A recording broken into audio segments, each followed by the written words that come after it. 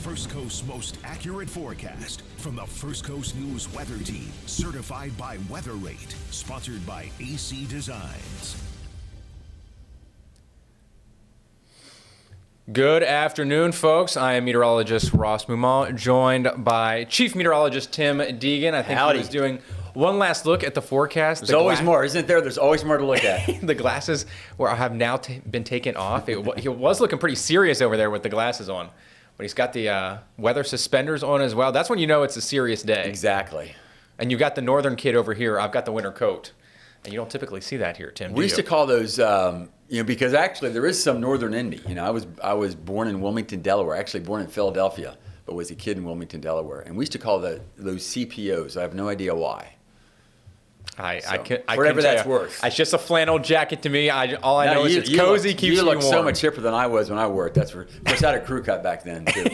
Hey, well, you might need a jacket like this because it is going to be cold, blustery, very wintry here over about the next 12 to 24 hours. Here's a live look at the current satellite and radar. So we've just kind of been stuck in the clouds today. We've had some off and on, real light, just kind of drizzly showers here or there, but areas, from New Orleans through coastal Mississippi, Alabama, and now moving into Georgia, have seen quite a good bit of snow already, Tim. And this wintry system is now just hours away from making its headway toward the first coast here. A lot of folks have been sending us pictures, which we love. We just like to show you the radar to show you that it's not sneaking up on us. But so far, Ross, tell me if you agree or not. But so far, I think what we've seen out to the west, as dramatic as it's been, that was all well forecast. So at least as far as looking at the overall system, we expected to see that. So I haven't seen anything so far that changes our overall forecast, right? No, I think we've done a pretty good job, especially considering you don't typically see winter weather here across southeast Georgia and northeast Florida with regards to a chance for either wintry precipitation or snow. You don't typically see that. And many of these areas don't either. It's a historic storm for some Certainly of those spots. Not. When you see, certainly those, we expect those folks to have more snow than we do. Yeah. But when you see those pictures of actually snow accumulating on the sand at Mobile, that's a pretty good snow. Or people throwing snowballs at each other in the French Quarter. Yes. And we're talking about man-made snowballs. Yeah. Or no, I should say natural snowballs. Yeah, so you don't typically see. But everywhere across the Deep South has had a winter storm warning, as do many of us. All of Clay County is included in this now, as is Duval County, western half of Putnam County, and then it is just a winter weather advisory or a winter storm advisory in some cases for St. Johns County and eastern Putnam County here. Let's talk a little bit about what that means, because we so seldom see that here on the First Coast. I think sometimes people hear winter storm warning and you're thinking we're going to need shovels for snow. Most of us will not need that. But wouldn't you say it basically means some type of icy precipitation, freezing rain, sleet, or snow? There's going to be enough of it to cause potential transportation problems and maybe make it dangerous, right? Yeah, you'll get some level of impact. Some level of impact. So it's more than just a curiosity. I know that the snow part can be fun for folks, but the winter storm warning, well, it's one of the reasons why our local airport is going to shut down at 8 o'clock, that they're concerned enough about the runways later on tonight that they're just not going to take chances. Yeah, so that just kind of gives you an idea of the areas that might get the worst of the coming precipitation. Strong northerly winds here, dropping those temperatures for a lot of folks. Now here across... Hold it. You want to go back? A little bit of time. No. I don't want you to go back. But again, maybe this is just for folks who are new. But whether it's north or northeast, and how long that lasts is going to be a big deal for us, especially the bridges. For us here at home. Not right. Those folks. Exactly. And folks, I know Ross knows this, but I just want to emphasize that for those of you new to the area, because as cold as the ocean may feel, with it being in the 50s and the river in the 50s, the longer the winds stay more northeast versus, that is due out of the northeast versus due out of the north, then that brings in what we call the marine climate, and the dew points continue to rise. In fact, although the rain has now halted our temperatures from rising, what we've really been watching have been the dew points, and the dew points pretty much over the coastal counties have continued to come up. And that's significant because once the precipitation falls significantly later on tonight, the temperatures will drop down to about the dew point. It's one of the reasons why, for instance, I think in Valdosta, Ross, right now, the dew point's like in the lower 20s. So people, they think, well, that's well above freezing. Well, once the precipitation starts, that's going to drop rapidly toward the dew point. On the other hand, since our dew point locally has risen into the 30s to near 40, and in some places even the middle 40s, even when the heavier precipitation begins later on tonight, it's just going to take a little longer for those temperatures to get down to freezing. Look at the difference between Panama City and Tallahassee. Tallahassee was 48, they're 44. Panama City's right on the edge of the snow, but Tallahassee's dew point is in the lower 20s. So once the precipitation begins, and it might start as rain, that dew point will drop. The temperatures will drop, and they'll be right there. And Andy, do we have some of those other videos or pictures from Pensacola and areas out towards the Panhandle, either in Florida? Yeah, so there we go. Wow. So live look, snow in Florida. Something you probably didn't have on your 2025 bingo card. Now, it's interesting to see those vehicles are still moving okay. So do we know where that is? That's like right on the beach? No, I'm not sure. I just know it's Escambia County. Escambia County. Okay, so Florida Panhandle, okay. Yep. To see palm fronds and snow. A rare sight. So yeah, you had mentioned once that precipitation starts falling, those temperatures are going to dip down. They are in the 20s there. Some pretty significant snow, at least in some of those areas, but it looks like cars are still being able to make it through, at least for the time. Let me talk a little bit of meteorology, if you don't mind. Go ahead. Because I'm hearing it from people that, well, we're at the same latitude as Escambia County, and they're getting all that snow. Why aren't we in Jacksonville South going to get all that snow? And there's a lot that goes into it. I personally think, and maybe this is old school, if we look at one number, it's something we call thickness. And that just is a measure of what the temperature profile is from the surface up to 20,000 feet. Whereas our thickness level right now is at about 550. And I know that doesn't mean anything to you, but for instance, in the Pensacola area, their thickness level is at about 537. So that number is lower. And we're not expecting our thickness level to drop below about 548 to 549. So that's probably meteorology that maybe doesn't make sense to you, but instead of us giving a 20-minute discussion on why we think we're going to have more rain and freezing rain and sleet versus snow compared to somebody else that's the same latitude as us, why is that?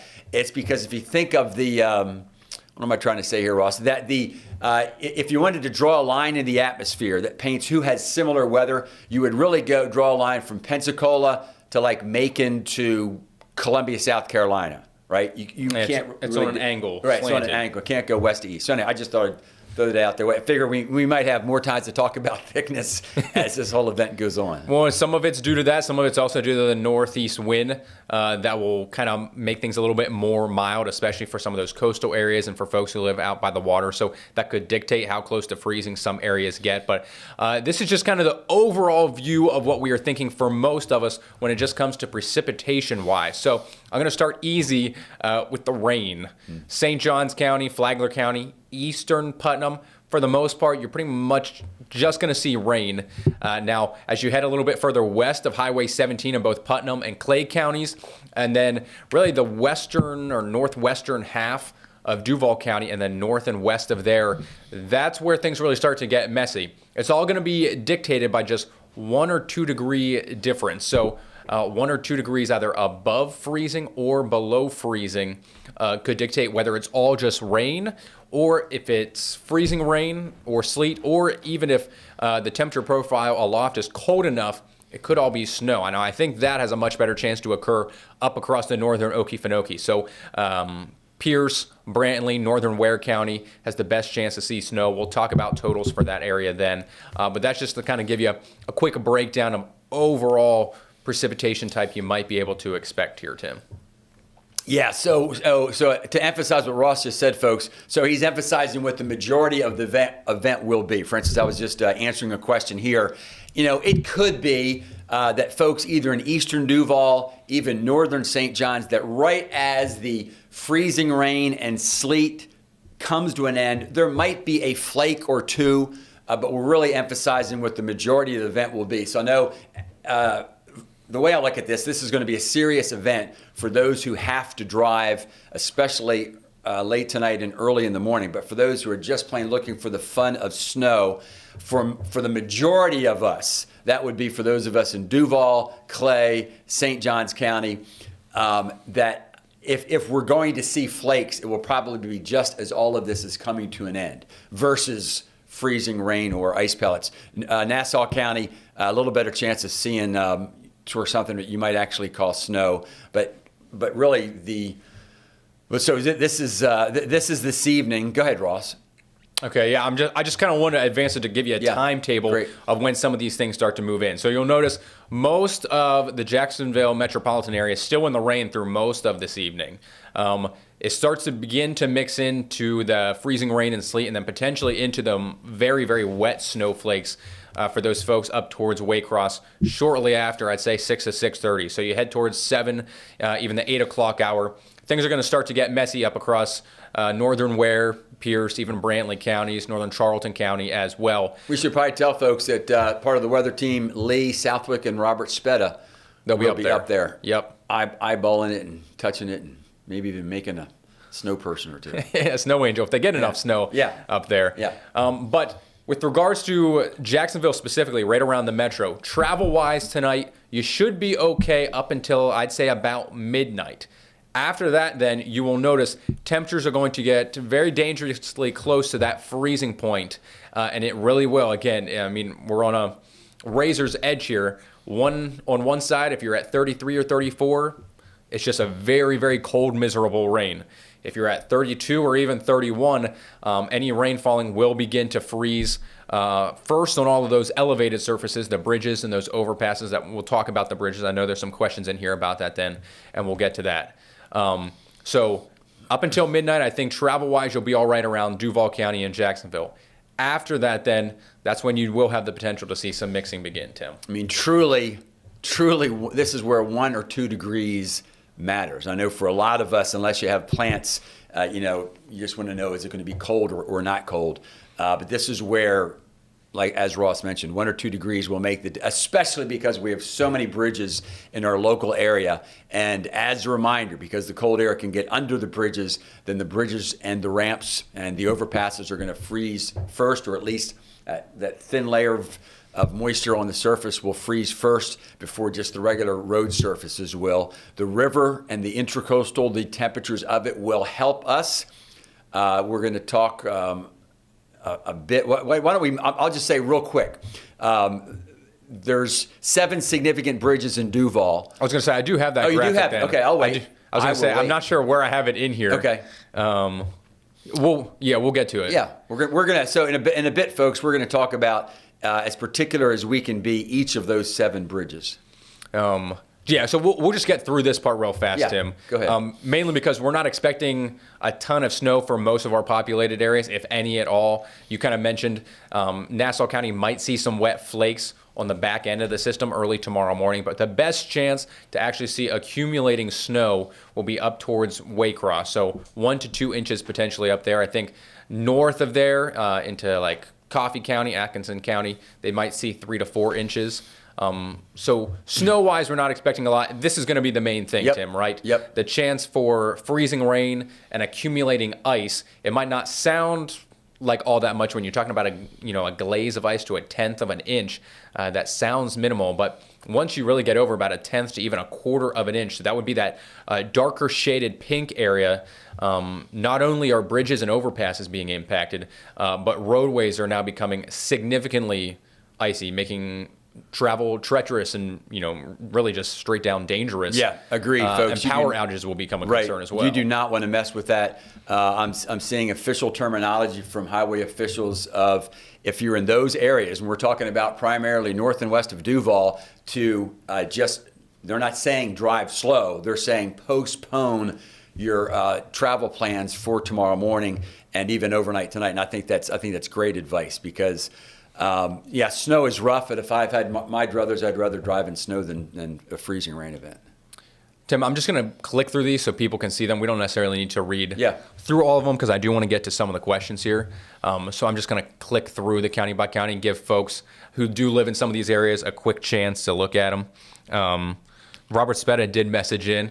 They're all set up at their hotel in Waycross, ready to go for the snow to arrive. Okay, and that's both meteorologists with a lot of experience, but it's going to be different angles. Lee Southwick, I'm not sure if she's ever actually been in snow. So I asked her yesterday because she worked in Alabama before, Right. and she said they have forecasted snow, but Right. I'm not sure if they ever saw enough that accumulated to anything. So I think they just saw some flakes flying, but that was about it. Whereas Robert grew up on a farm in New York, so In Western New York. so too, he's seen a bit of snow. Yeah. Yeah, he gets all that lake effect growing up. Okay, so here's the bridges here that we you go. mentioned. So break it down here for us. Okay, so we think, at least for right now, the Main Street, the Fuller Warren, and the Buckman, they'll be okay. If you have to drive over bridges, we think they'll be okay. Doesn't mean there might be some sleet, some ice pellets bouncing off the surface, might briefly be wet roads while the temperature is 32, but I think they'll be okay.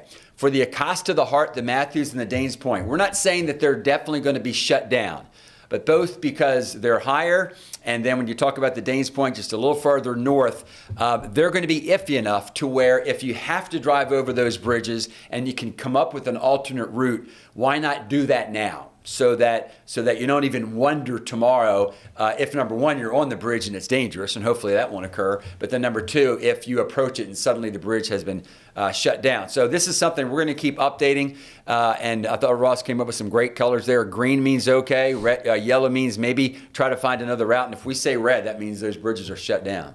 And this is just another thing to keep in mind, Tim, for both on the bridges, but also if you're out and about anywhere, any of that freezing rain that becomes ice. Sometimes it's just a very, very thin layer. If the roads are still wet early tomorrow morning, those temperatures rapidly begin to dip down. Wind chills are going to be in the 20s. Just take it slow if you do have to be out on the roads. Watch for the black ice. Again, it's very hard to spot. Just pump your brakes kind of gradually and softly in some of those instances. So just another tidbit of a device. If you've never been in any sort of situation like Listen this to before. Ross, folks, because to me, that's not one of those ones you want to learn from. I mean, No. as far as what not to do, because Yeah. you can get yourself in a bad shape pretty quickly. Yes. So let's get to some of the questions here, Let's do. Tim. I'll go back up here to the top if I can. Let's see. So Okay. folks, if you didn't realize this is live. Yeah. So Teresa Chesser just asked, or she asked a little bit ago, are they closing the bridges? They have not yet. You discussed that. Right, and I'm looking forward to hearing from them this evening, but we think they're going to do that like they do with when there's the concern for hurricanes, that we alert folks to the fact that it might happen, but we think it's probably going to be up to the JSO to decide on individual bridges under situations. That is, now, I suspect because this is going to be more than a wind gust scenario, once they shut them down, I suspect they'll do that for a few hours at a time. But I do think it's probably going to be up to officers and each individual bridge. Tim, we have a lot of people just asking about school closings. Andy, we have a website. Okay, yeah. So you can go to firstcoastnews.com or to the First Coast News app. We have a whole listing of the different school closures for tomorrow.